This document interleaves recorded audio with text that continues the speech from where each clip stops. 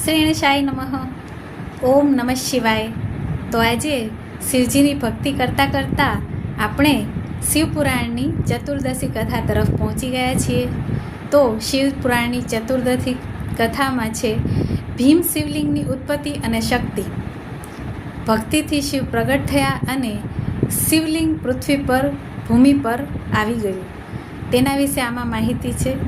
કથાનું પાવન વર્ણન આ પ્રમાણે છે. અતિ પ્રાચીન સમયમાં દક્ષિણ ભારતના દ્રવિડ દેશમાં કેતુમ્મા નામનો એક ભયંકર રાક્ષસ રાજ કરતો હતો. તેણે તપ કરીને વિશાળ શક્તિઓ મેળવી હતી અને દેવતાઓને હરાવીને સ્વર્ગ સુધીનો વિજય કર્યો હતો. બધા દેવો ગભરાઈ ગયા. દેવતાઓએ શિવજીનો આશરો લીધો. ભગવાન શિવે કહ્યું, જ્યાં સુધી પૃથ્વી પર મારું ભીમ સ્વરૂપ લિંગ રૂપે સ્થાપિત થશે ત્યાં સુધી અસુર શક્તિઓનો નાશ પામશે. એટલે જ્યાં ભગવાનનું શિવલિંગ હશે ત્યાં બધી જ નેગેટિવ એનર્જી નાશ પામી જવાની છે.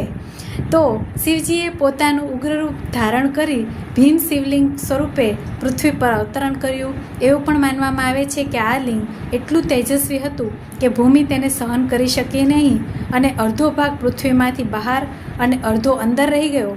એટલે તેનું નામ પડ્યું ભીમ શિવલિંગ. ભીમ શિવલિંગ એટલે ભયંકર, ઉગ્ર અને અખંડ શિવત્વ, એટલે એટલી પોઝિટિવિટી. એ સ્થળ પર આસપાસની બધી નકારાત્મકતા શાંત થઈ ગઈ.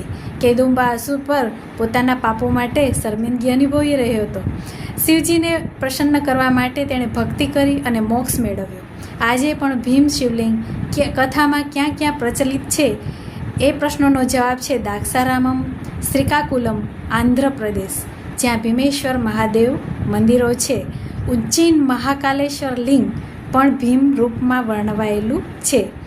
આ લિંગ કથાઓમાં છે જેમાં શિવજીએ પોતાનું પ્રલય રૂપ ધારણ કરેલું.